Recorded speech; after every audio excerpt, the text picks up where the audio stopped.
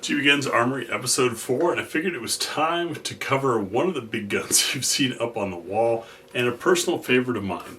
This is a Vepr in 7.62x54r. I'll take you tip to butt. Beautiful hardwood. This is a 7.62x54r AK made by Molot in Russia. These were banned from import under the Obama administration, and I was fortunate enough to buy one when they were still available.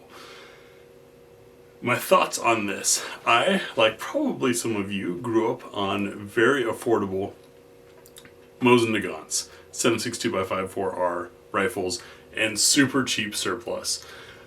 That's where I spent most of my range time. That's where I got a lot of rifle time, was shooting that beast of a round out of those beasts of rifles. And as I got into shooting semi-autos and ARs and AKs and everything, I wished that I had something in that caliber in semi-auto. I had a chance once, just once, to buy an SVT-40, which is a World War II semi-auto Russian gun, in that chambering. I didn't know anything about it at the time, so I passed it up. Bought a K31 Swiss rifle instead. Still a sweet rifle, but not an SVT-40, not nearly as rare. Kicked myself for it ever since. However, when these became available, if I ate enough ramen noodles, I could afford one, and so I bought one. They were about $1,000 at the time. I was just excited to have an AK in the big boy badass round. If you're not familiar with 7.62x54r, imagine a 308 that went to the gym, because it's basically a 308 round with 3 more millimeters of case. It's a rimmed case. It's also the longest continuously serving military cartridge still in service today. Went into service in 1891, and it's still being used because it is a nasty burly round that is quite effective without being insane. Not always the most accurate. Part of that is the quality of the loadings. Part of that is the quality of what Americans have shot it out of. Typically beat up surplus Molot Vepr. This is new production Russian, and those AK fans noticed that swell there of the bulged front trunnion. That's because Molot is the same factory that builds the light machine guns for the Russian military, and so they built this basically along those same lines. In Russia, these are sold as a hunting oriented rifle, and that's part of why the stock is the furniture is different. They had a at least in the US, it was called the Super or the Hunter, something like that. I'm sure you guys, one of you will know and can comment, that had really sleek. It did not look like an AK at all, but they are in fact basic AK. Now this magazine is a CS Specs magazine that I bought at the time because it can hold 10 rounds. This is American aftermarket. They came with a 5-round Palmer magazine. I have a couple of those somewhere, but they weren't nearly as cool as this thing. Of course, now I'm having maglock issues. Screw it, I'll get to it later. But it's a single stack magazine. Everything inside works like an AK, looks like an AK. I do have this really cheap scope mount side thing on here because I had a scope on it at the time. The problem that I had with this was about $1,000 when I bought it, and this is 2011, 2012 maybe 2013. It's around there. Very expensive for me, very expensive for a rifle at the time. And while I had piles and piles of, at the time, inexpensive surplus ammunition, that was all corrosive. I didn't want to shoot that through this thing. I did maybe once or twice. See cheek pad here. The side's a gorgeous stock. So that left me buying non-corrosive 7.62x54, which at the time there weren't a lot of sources of. There still aren't a lot of sources of in the US, but that stuff isn't cheap. So I ended up really not shooting it much. I left the furniture as is when these were available in common, simply because I couldn't afford all of the conversions for it.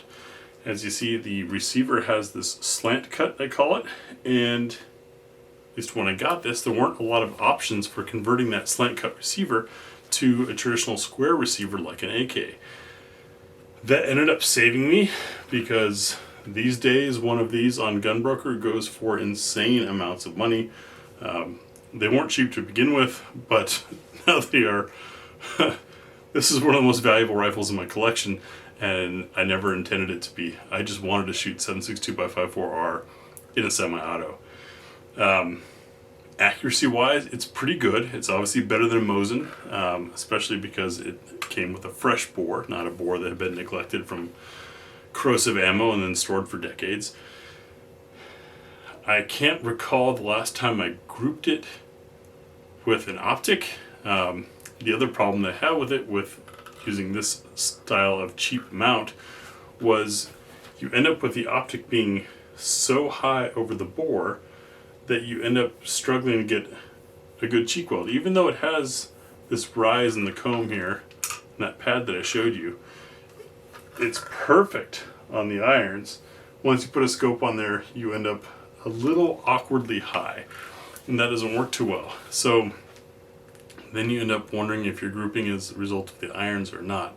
I have another one of these in 545x39 that we'll show in a later video. That thing is 1 MOA, sometimes better. That is incredible.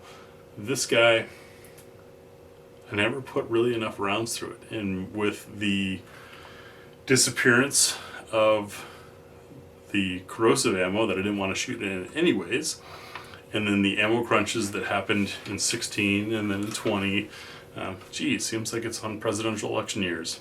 Surprise. I really haven't put a ton of rounds through it, and it's kind of a shame. It's a neat gun, and it got me thinking and wondering, what dream guns have you guys bought and then ended up not taking to the range as much as you expected to? Now, I know with the last ammo crunch or two, shooting anything has been tough, but really, like, what, for me, it was, I want a semi-auto 7.62x54r, finally got one, ended up really not using it that much.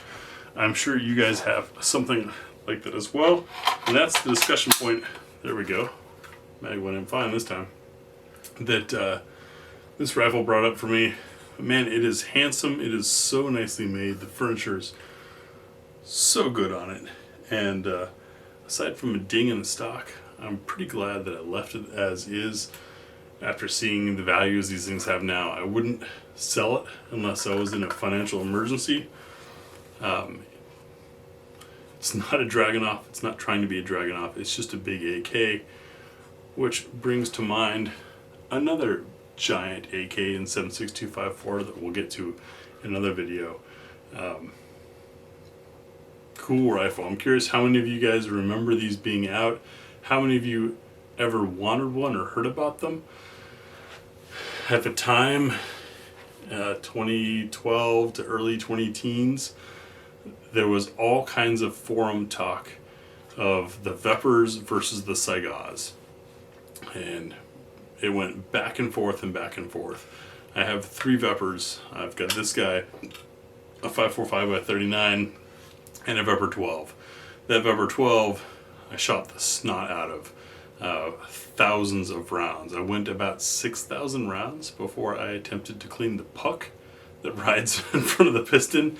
That was not fun. At the time, I didn't see it as anything other than a 12 gauge that just happened to run like an AK, so I was good with it. I used it in 3-gun. My buddies and I used to go to the woods and burn a case of ammo a weekend, pretty much with that thing, shooting clays that we were hand tossing in the air with no choke.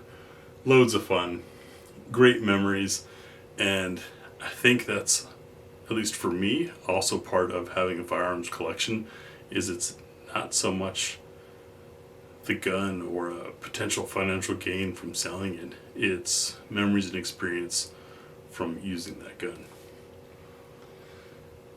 Maybe we'll bust this back out on the main channel and take it back to the range. I could spend a couple months and slowly collect some loads and try to do a modern GBgun style review of this thing, but it's something that, though I cherish, I'd kind of forgotten about, because as with part of the reason of this series on this channel is on the main channel, in the regular media world, we're too busy chasing the newest thing to go back and savor and enjoy beauties like this that meant something at some point, you know? And now you can't get one unless you buy it used, and the gun broker listing something is pretty insane. I'm curious how many of you have a Vepr or wanted one or shot one. When I was shooting this, I didn't have nearly the perspective I do now as far as what makes for a nice quality gun. If I'm going to spend a day at the range, I think I'd rather the PSL. Just because it's softer to shoot. It's way more comfortable to shoot than this thing was, I think. But it's been a long time. Anyways, that's our topic for today. 7.62x54r Vepr. Let me know what you guys think, and thanks for watching. Added bonus, if anyone appreciates the shirt, make 1984 fiction again. This is an Awaken with JP shirt. I don't agree with everything he says, but I do love the points he has and the way he shreds things. And so when I saw this shirt, I had to get it, especially as a fan of, well, the message. Because of the message. It's rough being on the internet. Thanks for watching.